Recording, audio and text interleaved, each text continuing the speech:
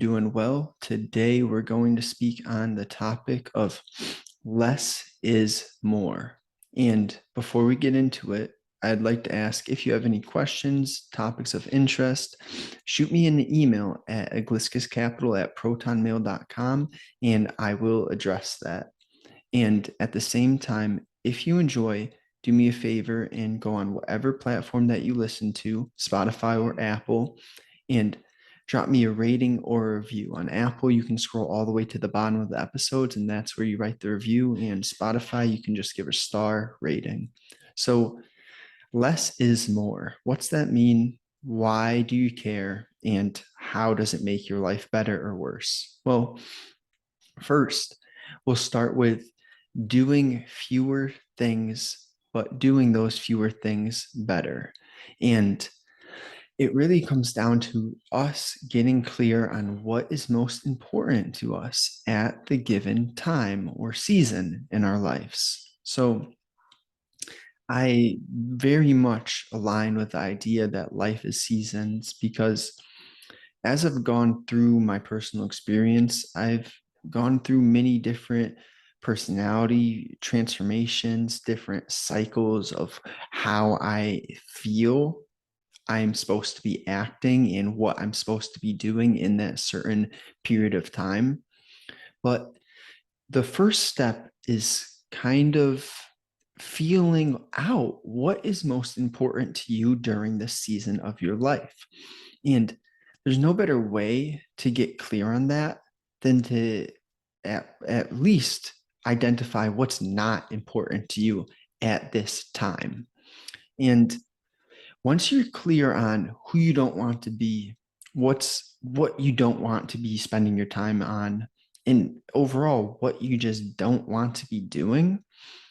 Quick example, during the past few years of building my business, building my personality, just building my mind, I've realized, well, I had a partner for so many years of my life that this was time for me to be quite in solitude, to use my time on building myself because you cannot give what you don't have. And I realized part of the reason why much of my life didn't pan out the way I wanted it to be was because I didn't have what I thought I had. And interesting concept for sure, but don't be so sure that you are as perfect, as good as you think you are. Really take a deep look in the mirror and bring yourself down. Get to the core of what you're good at, what interests you, what you don't want to do, and build from those aspects. Much of what's helped me in my life comes from taking a deep, honest look at who I am and where I want to go. Because reflection, that is the first step to figure out, okay, I can do it better there. I don't want to be doing that. So along with reflection and getting clear on what you don't want, what you do want, what brings you a feeling of value, that is critical. And often I've seen that humans are linked. The meaning, the value that humans feel is directly correlated to two things. Number one, the amount of responsibility someone takes in their life. And number two, the amount of service that people are doing for other humans. So with the responsibility in serving others, look for those in where you get feelings of meaning and fulfillment and intellectual improvement. You, odds are, will find your path, your career in some unit of either those where you're providing a good service for another human, or you're being responsible in some way. You see, the way you perceive things, that matters very much. So if you're a cashier in a grocery store, yeah, you are providing service to someone. It just matters to your deep knowing. For me, that's not the type of service that qualifies for a feeling of fulfillment. But for other people, you might feel amazing knowing that you're providing that process for them, just being, even though I would label a cashier as a sort of a cog in a bigger mechanism, you're still having some sort of responsibility and some sort of service. It's just the individual's job to really identify what tier or level does that service need to be at. And I'm not acting as if my ego is huge and I think I can just change and revolutionize the world. I just have this inner tear inside that tells me you have to push the limits, and settling for average is going to leave you unfulfilled and full of regrets. So I still have moments of doubt almost every day. And I have to remind myself, realign with the big picture. So, where are you getting your feeling of value from? And simplify what your priorities are. Master a few things, master one thing, and then expand. So, if your priority right now is to get in the best shape of your life and to build a good relationship with your partner, those are your priorities. Do not stretch yourself too thin in a manner where you're aiming to get a promotion, build your dream car, and get in your best shape and have the best relationship. Because those four things, they take a lot of time, effort, and energy. And you're much higher, you're much more likely to achieve two of those priorities if you keep them at two priorities rather than stretching yourself to four. And this is for the individual to figure out how good can you get at diversifying your focus, how articulate can you become with the use of your time and energy. I am much more of a fan of, okay, we're doing well with two, maybe let's implement three, but don't make this massive jump from two to four, because odds are you're going to cycle yourself into a unsustainable pattern and therefore run into a burnout situation, which really, it's like, how much work can you do without forcing yourself to sit out or to come into that burnout cycle? Test the limits, take note, reflect, reiterate, see where you can do better, see what you can take out that might have been holding you back, and then adapt, adjust, and try again. It's this constant process that it's really never ending. So that is number one, do fewer things better. Number two is having clarity, mental clarity, physical clarity. They're both linked. So we have two brains, our gut and then our physical brain. And what I mean from that is what you put in your system, nutritional intake and psychological intake, those are two of the biggest cogs or drivers to who you become and how your mental capacity evolves throughout time. You put garbage in, you get garbage out. Love that saying. It's simple, it's efficient. So consume things where after you consume it, you are thinking, you're brainstorming. And okay, it's fine to numb yourself. What I mean by numb yourself is to watch a funny show, to watch a comedy skit, something where you're not learning.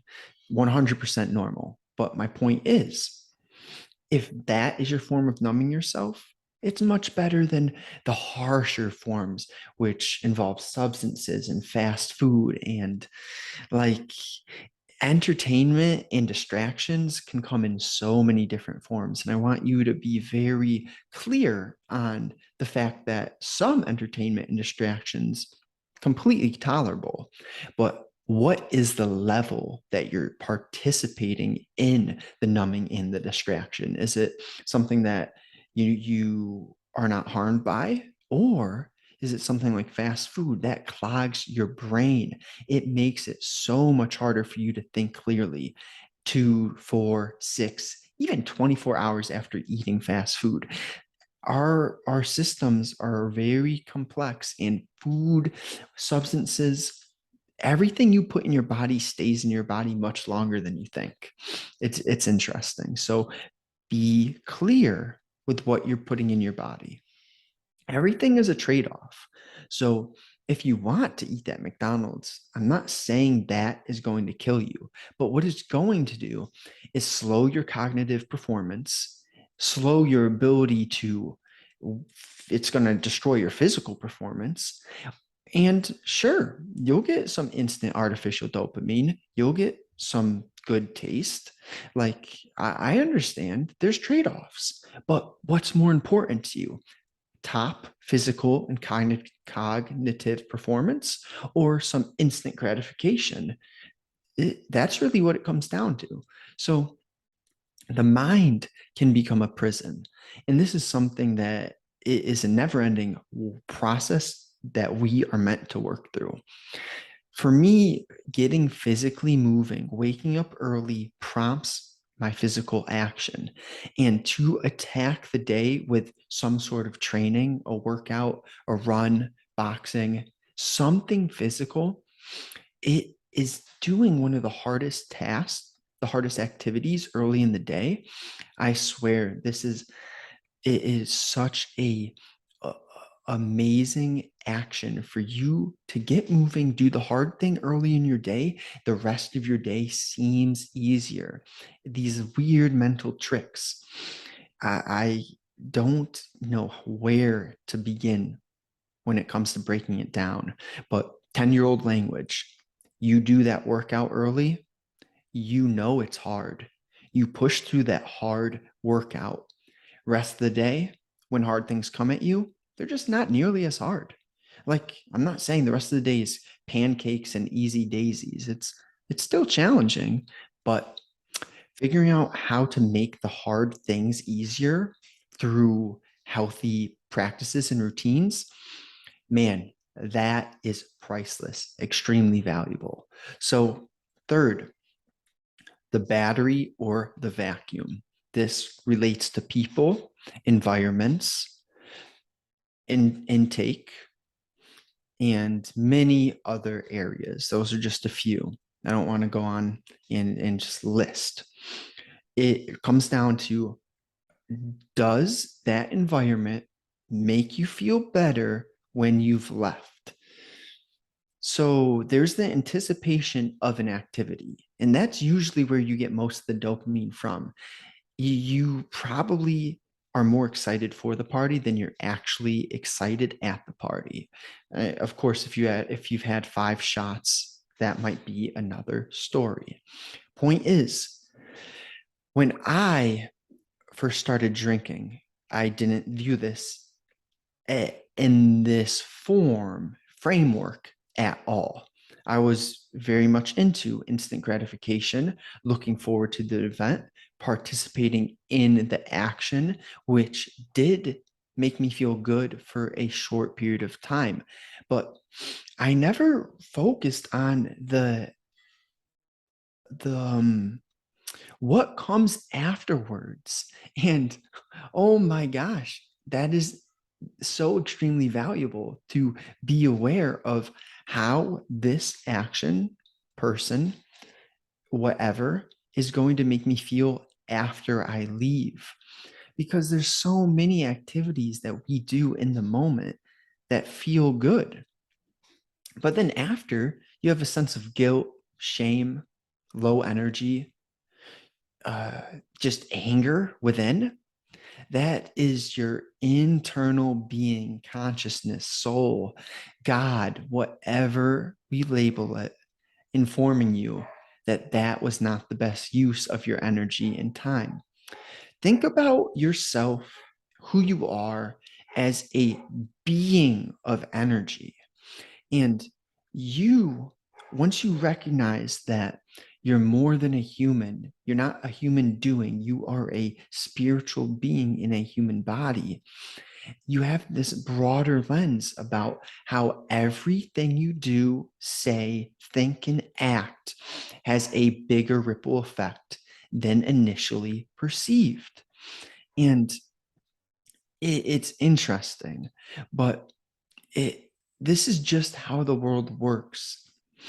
You can feel when someone walks through your environment and they are just oozing with positivity, oozing with confidence. And it's hard to put these things into words, but you feel it's something on a frequency level, a vibrational level. That's why I say the word feel, because you really, it's, I could try to break it down very complex, or I could just refer to vibes. It is the energy that someone gives off. Simple as that.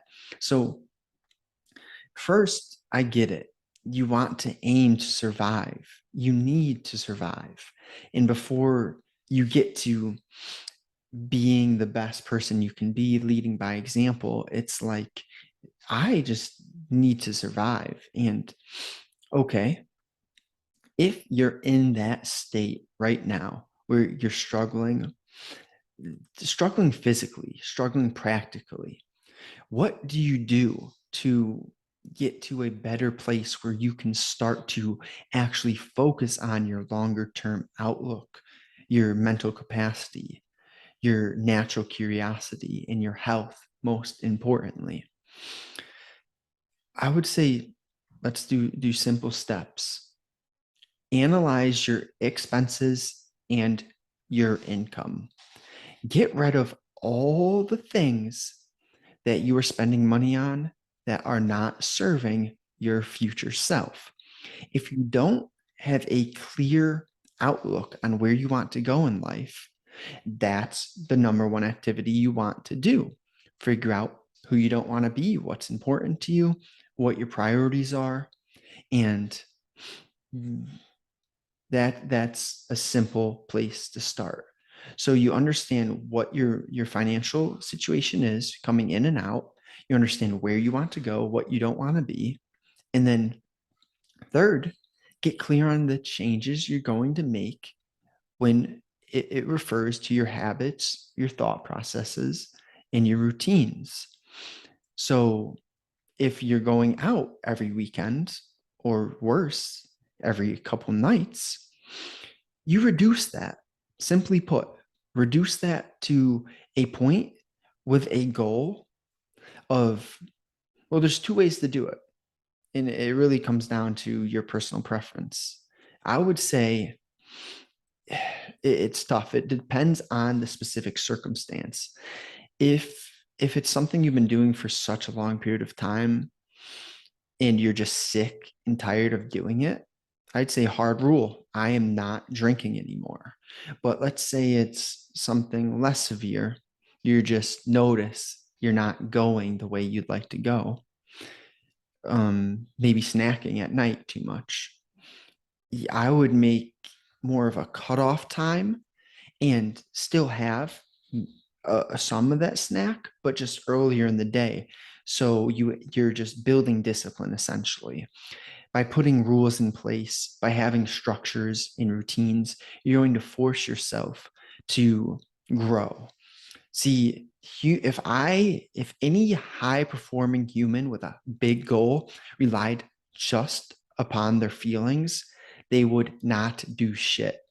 So that's why you create these structures, systems, routines, because then you build yourself into someone who does hard shit, but makes it look easy because you have a plan and a structure.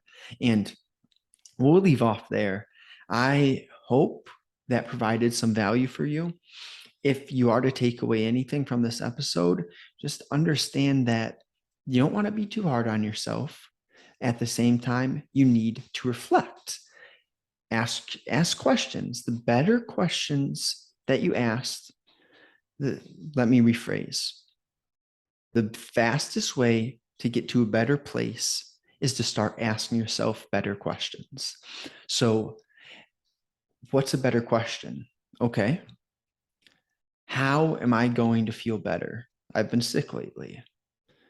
What about what do I need to do today to speed up my recovery process? The first question wasn't horrible. The second question is just clearer, more precise, and that's what you want. Precision and accuracy, very important. Any high achiever, attention to details is critical to them. I won't say any, but a majority. I'll go on a limb and say majority. If you enjoyed, I appreciate your time. Drop me a rating, review, send me an email, Egliskis capital at protonmail.com. Have a good day.